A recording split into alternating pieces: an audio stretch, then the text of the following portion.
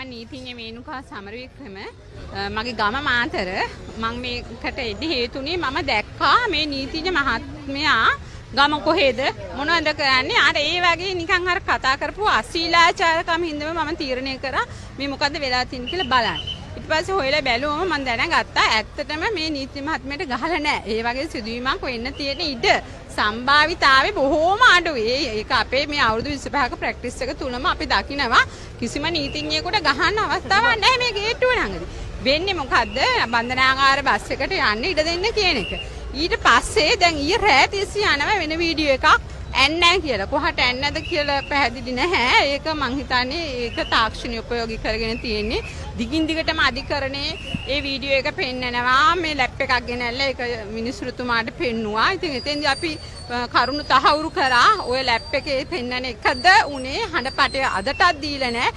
ඉතින් ජ්‍යෙෂ්ඨ නීතිඥ මහත්මියෙක් නම් අධිකරණයේ ක්‍රියාවලිය හොඳටම දන්නා. ඉස්සෙල්ලම කරන්න තිබ්බේ පැමිණිල්ල. මේ මොහොත වෙනකොටත් පැමිණිල්ලක් නැහැ. බී වාර්තාව දාන්නෙත් මේ පොලිසියට ගිහිල්ලා නෙමෙයි මෙතෙන්දිමයි එහෙම දැම්ම හැටියේ කොහොම අත්අඩංගුවට ගත්ත පළවෙනි අවස්ථාව වෙන්නේ නැති. ওই විදිහට අත්අඩංගුවට ගන්න බෑ විමර්ශනයක් කරන්න ඕන. කිසිම විමර්ශනයක් නැතුව අත්අඩංගුවට ගත්ත ඒක හින්දා තමයි මට ඉදිරිපත් වෙන්න හිතුනේ. ඊට පස්සේ පසු හැසිරීම ගැන මෙතන අධිකරණයේ පැහැදිලිවම එතුමාගේ ජ්‍යෙෂ්ඨත්වයේ නිලතල එතුමා යුක්තිය වෙනුවෙන් පෙනී හිටිනෑන් කිව්වට මං කියන්නේ මේ සිද්ධිය වෙලාවේ නීතියයි යුක්තියයි අතර පැහැදිලි පරතරයක් පේනවා. යුක්ති ඉෂ්ට වීමක් පැහැදිලිවම පේන තිබෙන්නේ නැහැ. ඒ හින්දා මේ නිලධාරියට අසාධාරණයක් වුණා කියන තැන මම හිටියා. ඒ සම්බන්ධයෙන් කරුණු දැක්කුවා. ඒ වගේම මම හිතනවා මේක අර දෙපාර්ශ්ව දෙපැත්තට බෙදිලා මහා යුද්ධයක් යන සමාජය කලබන්න ඕන තත්ත්වයක් නෙමෙයි. ඇත්තටම මෙතන ඇති දෙයක් නැහැ. මේ කරුණුත් නැහැ. ඉස්සෙල්ලා දැමේ 314 වගන්තියයි 316 වගන්තියයි අද පොලිසිය කියන 316 අයින් කරගන්නවයි කියලා. ඒකෙම පැහැදිලි වෙනවා මෙතන නඩුවක් ගෙන යන්න තරම් ප්‍රමාණවත් කරුණු නැහැ කියලා. ඒ හින්දා අපි කිල්ලුවා එහෙනම් සමත මණ්ඩලයට යන්න අපි කැමතියි. හැබැයි අර නඩුවත් එන්න ඕන කියලා. එතකොට ඒ නඩුව දාලා නැහැ. අද බී රිපෝට් එක දුන්නා. ඒ ජ්‍යෙෂ්ඨ නීතිඥ මහත්තයා එන්න කියලා තිබ්බා. අද ඇවිල්ලත් නැහැ. ඉතින් අද උසාවියට එතුමා එන්නේ ඇවිල්ලා නැහැ. අනිත් නීතිඥවරු පුනා කියනවා එන්නේ නැතු ඉන්නේ නැහැ. පොලිසිය ගුව පැනලා ගිහිල්ලා කියලා. ඉතින් ඒකට විරුද්ධ වුණා. ඇත්තටම මමත් කියන්නේ එතුමාට හැංගෙන්න වැඩක් නැහැ. හරි ජ්‍යෙෂ්ඨ නීතිඥ මහත්මිය නම් මම තනියම කාන්තාවක් විදිහට නැගිටලා කියනවා අර පැත්තට 100ක් විතර ඉන්නවා. ඉතින් එහෙම 100ක් එක එතුමාට නැගිටින්න තිබ්බ විත්ති කූඩුවේ නැගලා මේ මම ඔක කරේ නැහැ කියලා. පැහැදිලිවම මේ තරම් හඬපට තියේදී මේ තරම් පොලිසිය කියද්දි මේ තරම් කලබීමක් තියේදී නීතිඥ මන්තුරු කිව්වේ එහෙම සිද්ධියක් සිද්ධ වුණේ නැහැ කියලා. ඒ වුණාට පැහැදිලි එහෙම සිද්ධියක් වුණා. මම පැහැදිලිවම කියන්න ඕන මම වුණත් මට තත්ත්වයක් තියෙනවා නම් මම නම්බුකාර විදියට හැසිරෙන මන් දැනගන්න ඕන. මගේ තත්ත්ව රැක ගන්න මන් දැනගන්න ඕන. ඒ තත්ත්වය රැකුනේ නැති නිසා එතුමා නීතිඥ ප්‍රජාවටම ඉතාම ලැජ්ජාසහගත ලෙස හැසිරුණේ. නමුත් ඒ කොහොම වුණත් මේ පොලිස් නිලධාරියා තරුණ ලාභාර කෙනෙක් බලවතා විසින් දුබලයක් පෙළන්න දෙන්න හොඳ නැහැ. මේ වගේ දේවල් කවදාවත් වෙන්න හොඳ නැහැ.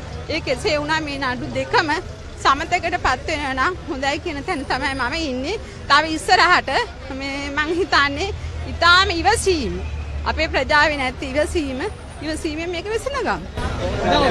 ඔබතුමිය හිතන්නේ පොලිසිය මේ වෙලාවේ නිලධාරියා ඉක්මන් ක්‍රියාමාර්ග ගැනීම මොන විදිහට සාධාරණයිද කොහොමද ඒක කරන්නේ? අපෝ නෑ ඒකනේ මං කිව්වේ නීතියයි යුක්තියයි පරතරයක් තියේ කියලා මං අර නොකිය කිව්වේ ඒක තමයි. පොලිසියට තිබ්බා. පොලිසියට කවුරු හරි හිතන්නේ මේම අපේ ගමේ ගොඩේ මමත් ගමේ ගෑණියෙක් මම දැකලා තියෙනවා.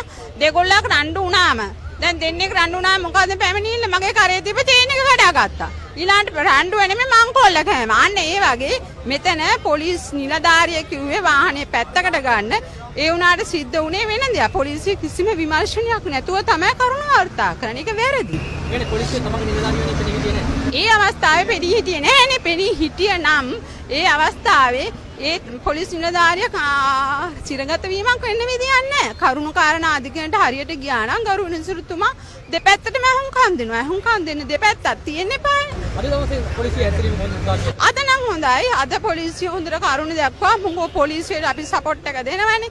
එතකොට පොලිසිය ඒ මත අපිත් එක්ක එකතු වෙලා පොලිසිය හරි කරුණු දැක්වීමක් වුණා.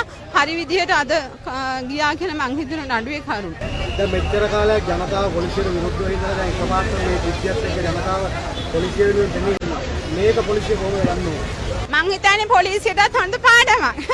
පොලිසිය තේරුම් ගන්න ඕනේ පොලිසිය උනත් හරි දේ කරොත් අපේ ජනතාව මෝඩයෝ නෙමෙයි මිනිසුන්ටත් හොඳ දැනුමක් තියෙනවා. ඒ හින්දා පොලිස් හැසිරීම මීට වඩා හොඳ වෙන්න. හොඳම උදාහරණය බලන්න ඔය කුඩු නඩු වලට කොයිතරම් තරුණ ප්‍රජාව ගෙනල්ලා දානවද? නීති පොතේ තියෙනවා කුඩු විශාල ප්‍රමාණ කිලෝ ගණන් තියෙනවා ඒවත් එක්ක ඉදිරිපත් කරන.